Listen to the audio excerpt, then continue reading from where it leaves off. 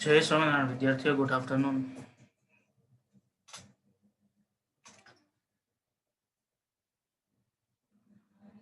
કેમ બધા મજામાં?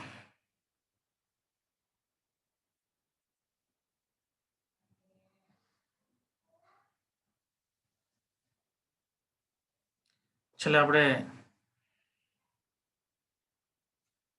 વાત કરતા હતા સ્વાધ્યાયના અમુક દાખલાઓની, પણ આપણે હોમવર્કમાં મને તમે આપ્યા હતા એવું જ છે ને, મારે ગણવાના હતા એટલે હું જ હોમવર્ક મને આપ્યા હતા એવું કહેવાય.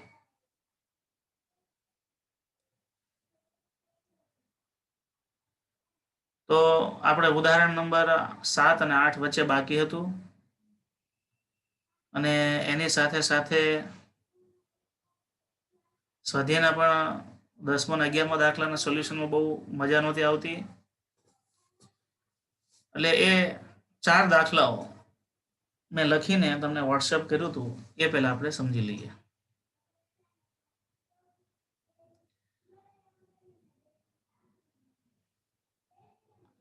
પહેલા આપણે જોઈએ છે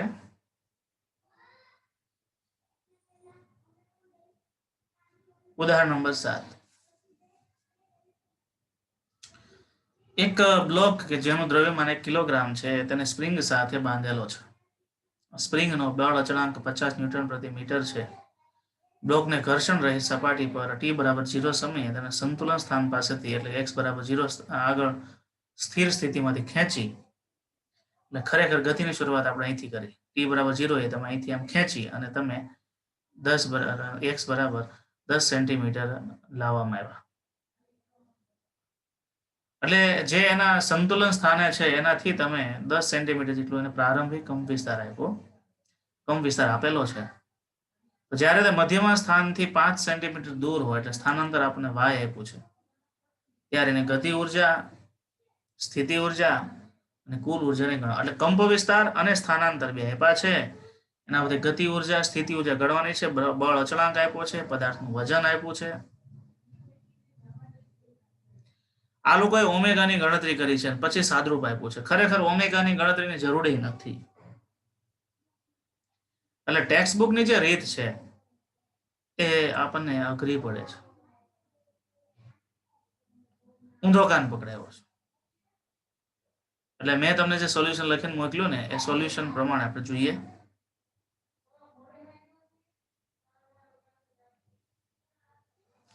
જો વિદ્યાર્થી, આપણી પાસે ગિવન વેલ્યુ શું છે?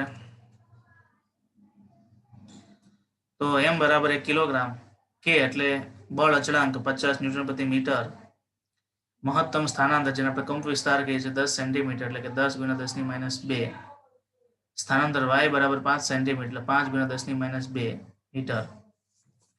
ગતિ ઉર્જાનું સૂત્ર શું છે? સળાદ ગતિમાં k બરાબર 1/2 mv², આવું કહીએ છીએ ને આપણે, 1/2 mv².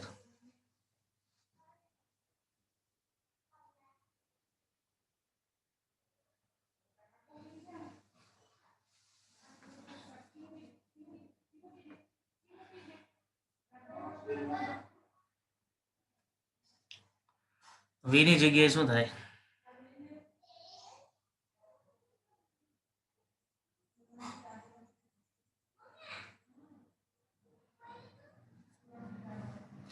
આપણને ખ્યાલ છે ત્યાં સુધી આપણે ગતિ ઉર્જાનું આવું એક સૂત્ર તાર્યું હતું, ત્યાં જતા રહીએ. આ તો બરાબર છે કે 1/2 k y², પણ 1/2 k a² - y² એ ક્યાંથી આવ્યું એ જાણવું જરૂરી છે. તો બીજા નંબરના લીથામાં આ સૂત્રની તારવણી આવતી.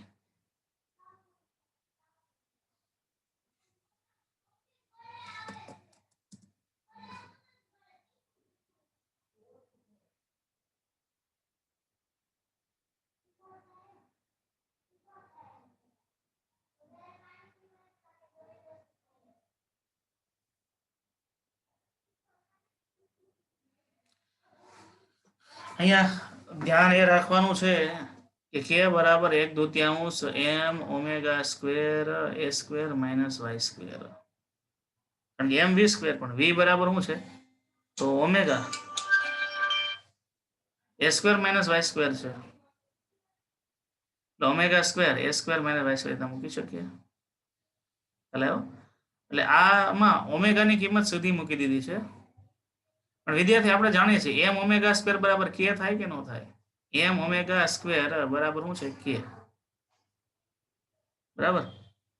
તો એમ ઓમેગા સ્ક્વેર બરાબર કે છે, એટલા માટે અહીંયા કારણ કે ઓમેગા બરાબર કે અપોન એમ, બંને બાજુ વર્ગ કરો એટલે omega square is equal two કે અપોન એમ. કે બરાબર ઓમેગા સ્ક્વેર એમ થશે. એટલે આ સમીકરણ ત્યાંથી આવ્યું. એટલે તમારે છે ને એક લખવું હોય તો એ ઓમેગાની કિંમત વાળું સમીકરણ પણ તમે લખી શકો છો. આ સમીકરણમાં આ એમ ઓમેગા સ્ક્વેરની જગ્યાએ કે મૂક્યું છું, જે બળ અચળાંક કે આપણે ડાયરેક્ટ આપ્યો છે, એટલે ઓમેગા કરવાની કોઈ જરૂર નથી. અને એ પ્રમાણે સાદુરૂપ આપવાનું છે. એટલે ખાસ એ મુદ્દો ખાસ ત્યાં ધ્યાનમાં લેવાનો છે. એટલે એમ ઓમેગા સ્ક્વેર ની જગ્યાએ કે મૂકી દીધું છે ને કે ની કિંમત 5 આપી છે. પછી એ સ્ક્વેર આપણને 0.1 આપ્યું છે, વાય સ્ક્વેર 0.05 આપ્યું છે, એનો સ્ક્વેર કરી અને સાદુરૂપ આપો આનો જવાબ મળે. 1 મિનિટ ચાલો. હાલો.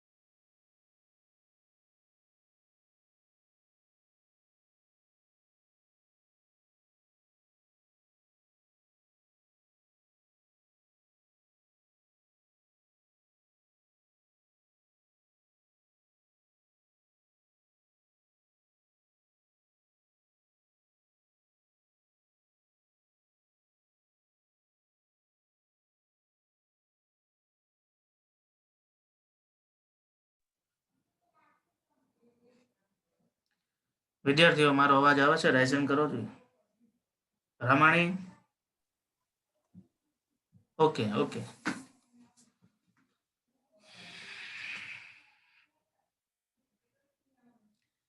તો ખ્યાલ આવી ગયો ને અહીંયા કે આ કે ક્યાંથી આવ્યું? બરાબર. આ ગતિ ઉર્જા માટેનો કે છે, આ સ્પ્રિંગ બળ અચળાંક માટે એમ ઓમેગા સ્ક્વેર ની જગ્યાએ કે મૂકવાનો છે. એટલે આ રીતે કરો ને તો ઓમેગાની કોઈ ગણતરી કરવાની જરૂર નથી, તમને હેલું પડશે. એટલે આપણે પાઠ્યપુસ્તકમાં દાખલો 1.5 પેજમાં ગણતરી કરીને આપ્યો છે, અહીંયા તો થોડા પેજમાં પૂરો થઈ જાય. પછી સીધી વજનનું સૂત્ર કોમન છે, u બરાબર 1/3 કે વાય સ્ક્વેર. એમાં વાય આપણને આપ્યું છે, કે પણ આપણને આપ્યું છે.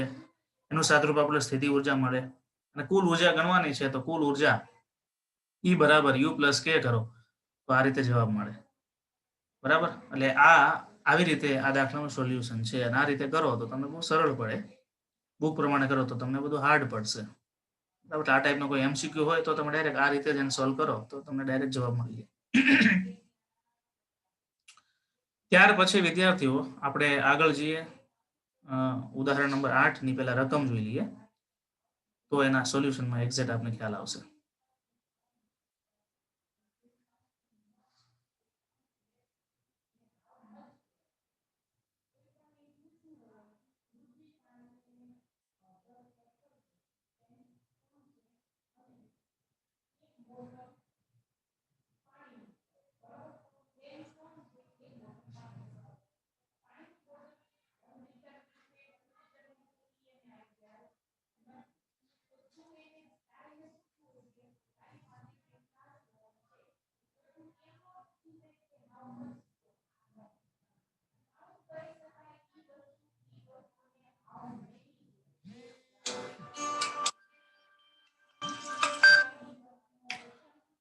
ઉદાહરણ નંબર 8 ની વાત કરીએ વિદ્યાર્થીઓ, તો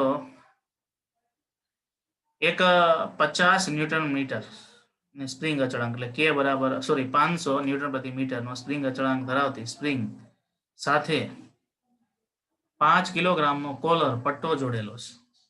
એટલે કોલર પટ્ટો એટલે એક પ્રકારનો ખેંચાય એવો ખેંચી શકે એવો પટ્ટો જોડેલો છે. તે ઘર્ષણ વગરના સમસ્થિતિ સળિયા પર સરકે છે અને કોલર પટ્ટો પાછો સળિયા પર આમ ગતિ કરે. આ કોલરને તેના સંતુલન સ્થાનેથી 10 મીટરનું સ્થાનાંતરિત કરી મુક્ત થાય છે. એટલે એ કંપ વિસ્તાર 10 નો આપવાનો છે. પછી મુક્ત કરીએ તો આ કોલર માટે દોલનનો આવર્તકાળ કેટલો, મહત્તમ ઝડપ કેટલી અને મહત્તમ પ્રવેગ કેટલો એની ગણતરી કરવાની. ખૂબ સહેલો દાખલો છે, સોલ્યુશનમાં જુઓ. એમાં કોલર પટ્ટાની મેં આકૃતિ પણ બતાવી છે. એટલે પટ્ટો એક ટાઈપનો આમ બેન્ડ હોય, એમ ખેંચી શકાય એવો, ફ્લેક્સિબલ, આ રીતે જોડેલો છે. આમ દોલનો પછી આપતા હોઈએ. આ બધી પટ્ટો ખેંચે, આ બધી સ્પ્રિંગ ખેંચે.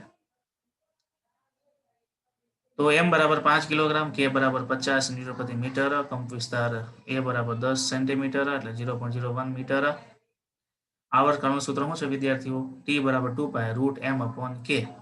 બધી આવર્તકાળ મળી જાય કે મોટી વાત નથી. મહત્તમ ઝડપનું સૂત્ર શું છે? v મેક્સિમમ બરાબર a ઓમેગા હતું.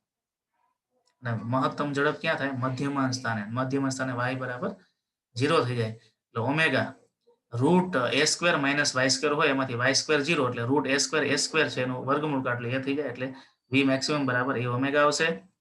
તો ઓમેગા બરાબર k/m છે એ આપણને આપેલું છે અને આમાં કિંમત મૂકો એટલે મહત્તમ વેગ મળી જાય. મહત્તમ પ્રવેગનું સૂત્ર હતું વિદ્યાર્થી -ω²a,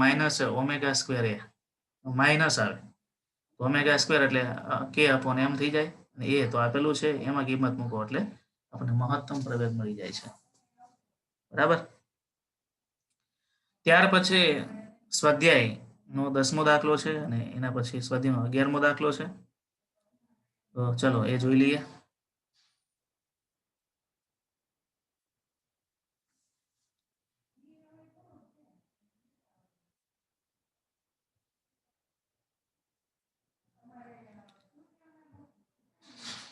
બાકીના જે સ્વાધ્યાયના દાખલા 7મો 8મો એ બધા થઈ ગયા હતા. 10મામાં અને 11મામાં જ આપણે તકલીફ હતી. એટલે આમાં ઝેરોક્સમાં ગણ્યા છે પણ એમાં કરેક્શન કરવા. એટલે હવે આ ઝેરોક્સમાં જે સ્વાધ્યાયનો 10મો કે 11મો તમે ગણ્યા હોય ને, નથી જ ગણ્યા આપે, તમે નાઈ પાડી દીધી, છતાંય કોઈ ગણ્યા હોય તો એનો રાખે. હું જે કરાવું છું એ રીતથી તમારે કરવાના છે.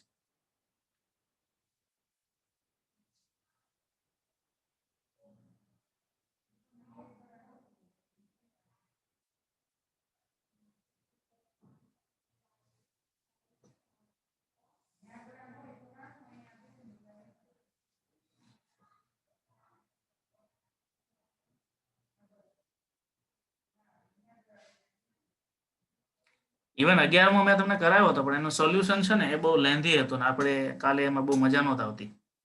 બરાબર. એટલે 11મો હું તમને આજ બીજી રીતે પાછો કરાવું છું. બીજી રીતે પણ સોલ્વ થઈ શકે. પહેલા હું 10મો તમને કરાવી દઉં.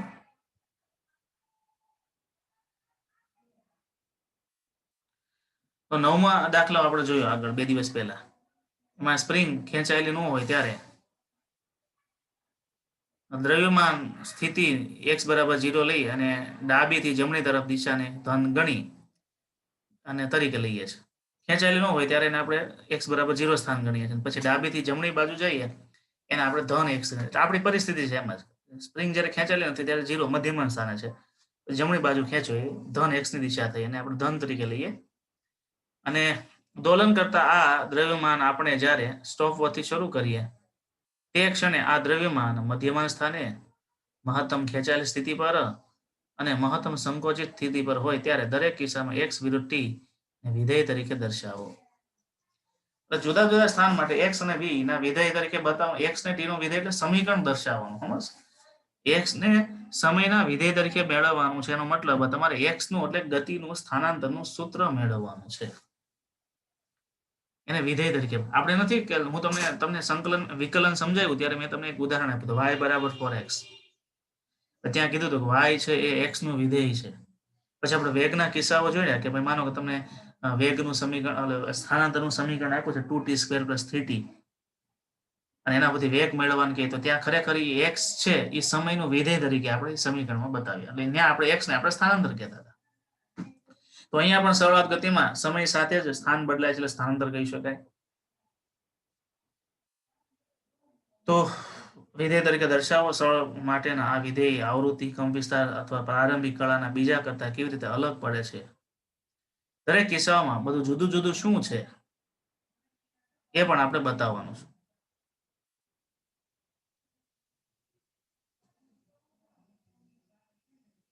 ધ્યાન આપજો. જો ગતિની શરૂઆત મધ્યમાં સ્થાનેથી થાય તો સમય t બરાબર 0 હોય ત્યારે સ્થાનાંતર એ 0 થાય. આપણે એમ કીધું છે કે મધ્યમાં સ્થાને હોય એને આપણે x બરાબર 0 લેવાનું છે. તો ગતિની શરૂઆત જ 0 થી થતી હોય એટલે જે સ્થાનેથી થતી હોય અને મધ્યમાં સ્થાનથી શરૂઆત કરે તો સમયની શરૂઆત એ 0 છે. 0 સમયે એનું સ્થાનાંતર પણ શું થાય? 0 જ થાય. એટલે જો ગતિની શરૂઆત મધ્યમાં સ્થાનેથી થતી હોય તો સ્થાનાંતરનો સંબંધ આવે x બરાબર a sin omega t. બરાબર. તો t બરાબર 0 સમયે આ x બરાબર 0 થઈ જાય એટલે સાઇન વિધેય મૂકવું પડે કે જે t બરાબર 0 સમયે 0 ખૂણાએ એનું મૂલ્ય 0 થાય. જો ગતિની શરૂઆત અંત્ય બિંદુએથી થતી હોય તો જ્યારે સમય 0 હોય ત્યારે કંપ વિસ્તાર મહત્તમ થવો જોઈએ. તો મહત્તમ કંપ વિસ્તાર ક્યારે થાય? કોસ વિધેય મુકાય ત્યારે. કારણ કે સાઇન અને કોસ ને પરસ્પર 90 ડિગ્રીનો કળા તફાવત છે. સાઇન 0 છે ને ત્યારે કોસ મહત્તમ છે અને કોસ 0 છે ત્યારે સાઇન મહત્તમ છે. ઓકે, એટલે સાઇનની જગ્યાએ તમારે કોસ એટલે અંત્ય બિંદુથી થતી હોય તો મધ્ય બિંદુ માટે સમીકરણ શું બને?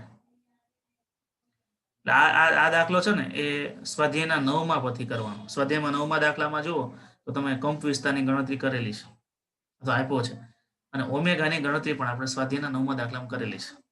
એના ઉપરથી પછી સ્વાધ્યાયનો 10મો દાખલો આવે આપણે સમીકરણ શું મળે? a બરાબર 2 × 10⁻2 અને ઓમેગા બરાબર 25 પ્રતિ સેકન્ડ લેતા સમીકરણ શું બને? x બરાબર a એટલે 20 સાઇન ઓમેગા એટલે કે સાઇન 20t થશે ઓમેગા t.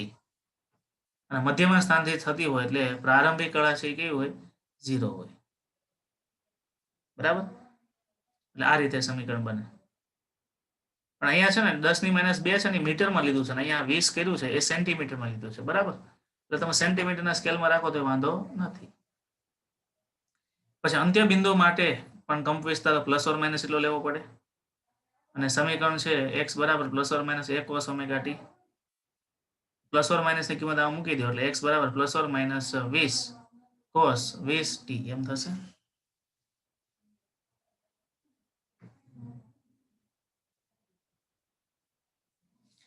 એટલે ટૂંકમાં આ બે સમીકરણો મેળવવા એટલે જો આ x છે એ સમયનું વિધેય થઈ ગયું. ભલે સાઇનોસોઇડલ પણ સમય સાથે બદલાય એનું વિધેય થઈ ગયું. અહીંયા પણ x છે એ સમયનું વિધેય થઈ ગયું. આવું આમાં કરવાનું હતું. બરાબર. અને ત્યારબાદ સ્વાધ્યાયનો 11મો દાખલો આવે છે.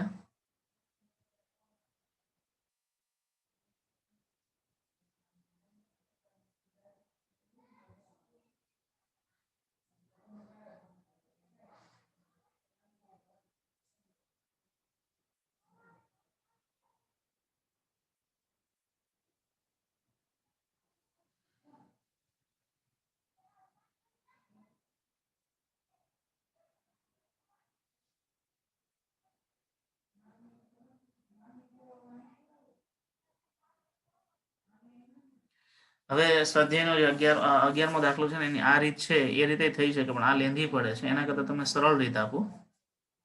આઈ થિંક આપણે સમજાઈ ગઈ છે પણ બહુ મજા નહોતી આવી. બરાબર. તો એની બીજી જે મેથડ છે એ પ્રમાણે આપણે કરીએ.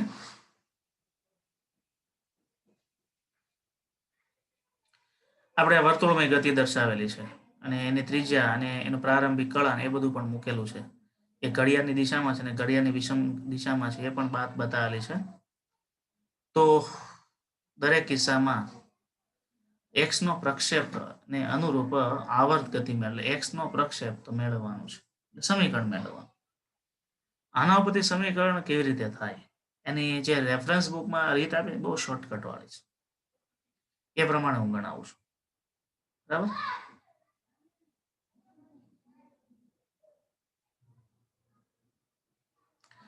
જો વિદ્યાર્થીઓ પહેલી આકૃતિ છે ને આ રીતે છે કે t બરાબર 0 સમયે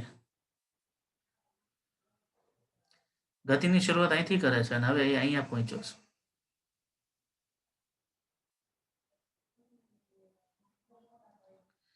અને આ વિષમ ઘડી દિશા સમઘડી દિશામાં એ ગતિની શરૂઆત કરીને આગળ જાય છે.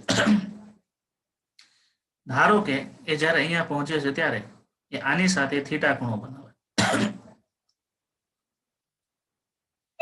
સંદર્ભ કોને લેવાનો? તો t બરાબર 0 સ્થાને એને સંદર્ભ લેવાનો. સમજાણું? t બરાબર 0 એ જે સ્થાન હોય એને સંદર્ભ તરીકે લેવાનો. એટલે સંદર્ભ થઈ ગયો. એની સાથે આ થીટા ખૂણો બનાવે છે. ટોટલ ખૂણો કેટલો હતો? 90. તો આ ખૂણો કેટલો કીધો? 90 માઇનસ થીટા કીધો. આ જે એંગલ છે 90 માઇનસ થીટા થશે. આ જે એંગલ છે 90 માઇનસ થીટા થાય એના માટે આપણે પ્રક્ષેપ એટલે ON થાય. ON થાય કે ન થાય? તો કોસ શું થાય? પાસેની બાજુ છેદમાં કર્ણ એટલે કર્ણ છે OP થાય કે ન થાય? OP આપણે ત્રિજ્યા આપેલી છે. જો ત્રિજ્યા એમાં આપેલી છે. પછી આવર્તકાળ આપણને આપેલો છે. તો આવર્તકાળની મદદથી થીટા આપણને મળી જાય. કારણ કે થીટા બરાબર ઓમેગા ટી, ઓમેગા બરાબર 2 પાઈ ના છેદમાં ટી એને ગુણ્યા ટી, 2 પાઈ ના છેદમાં પાઈ, 2 2 કેન્સલ એટલે આપણને થીટા બરાબર પાઈ ટી મળ્યું. પહેલી વાત એ આકૃતિની ભૂમિતિ પરથી cos થીટા એટલે pi by 2 minus theta is equal સામેની બાજુ પાસેની બાજુ ON ના છેદમાં OP કરી શકાય. ON ને કરતા બનાવો એટલે શું થાય? ON બરાબર OP sin થીટા થશે. કારણ કે cos 90 માઇનસ થીટા છે વિદ્યાર્થીઓ.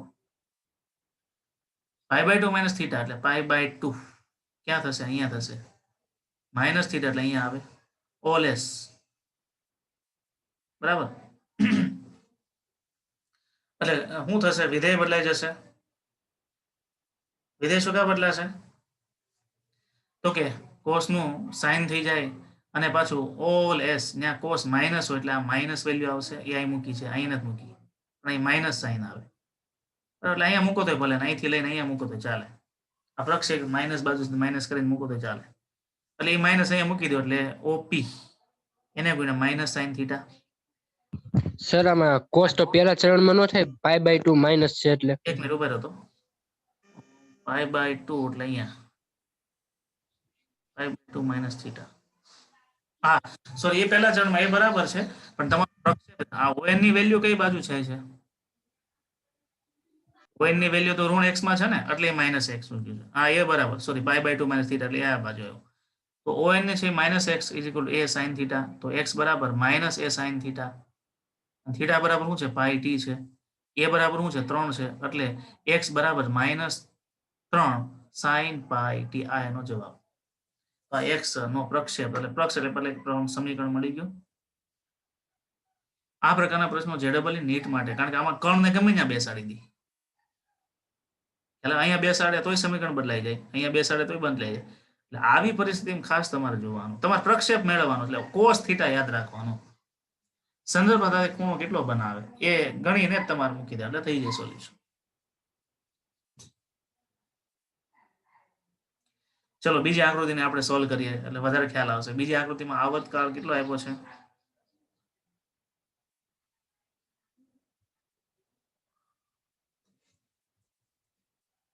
આવર્તકાળ છે 4 સેકન્ડનો આપ્યો છે.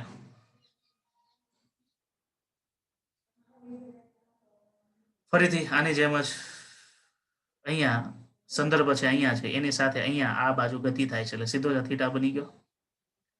એટલે cos થીટા એટલે સામેની બાજુ છેદમાં કર્ણ અને પાસેની બાજુ છેદમાં કર્ણ. પાસેની બાજુ x જેટલી હોય, કર્ણ છે OP જેટલો હોય. થીટા ગણી લો પહેલા. થીટા બરાબર 2 પાઈ ના છેદમાં t.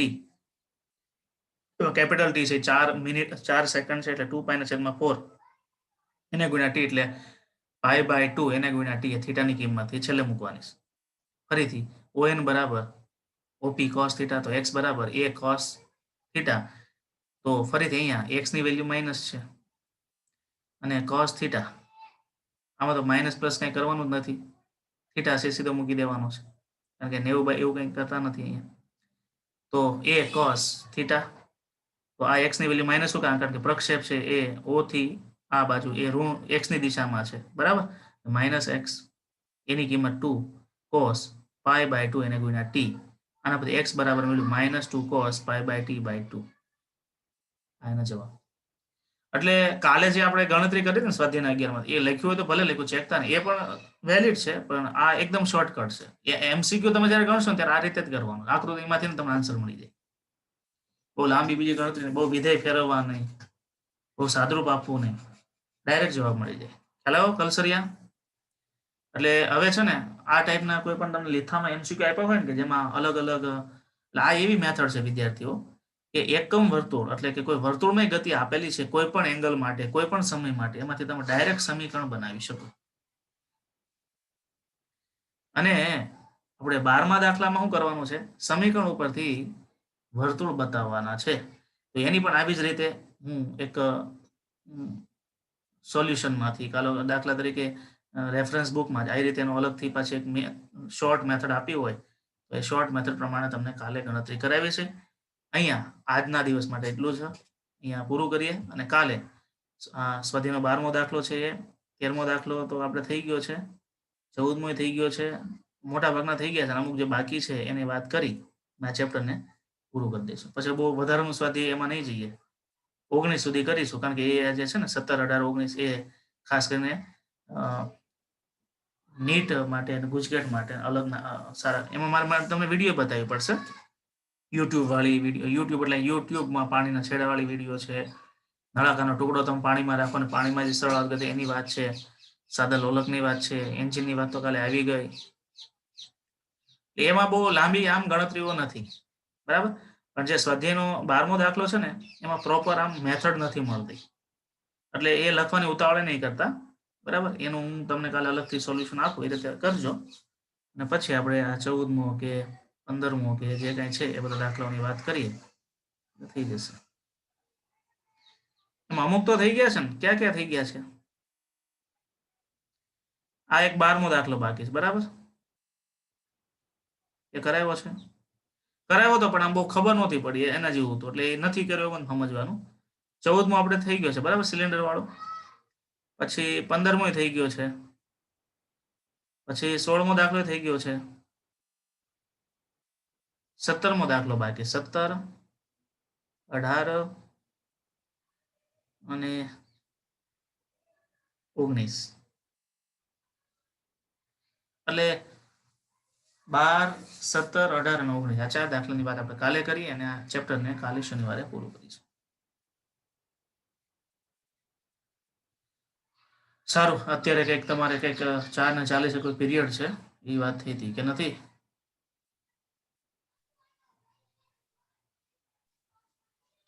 જે હોય તે અહીંયા આપણે પૂરું કરીએ. આમ તો 12માનું સોલ્યુશન મારી પાસે નથી,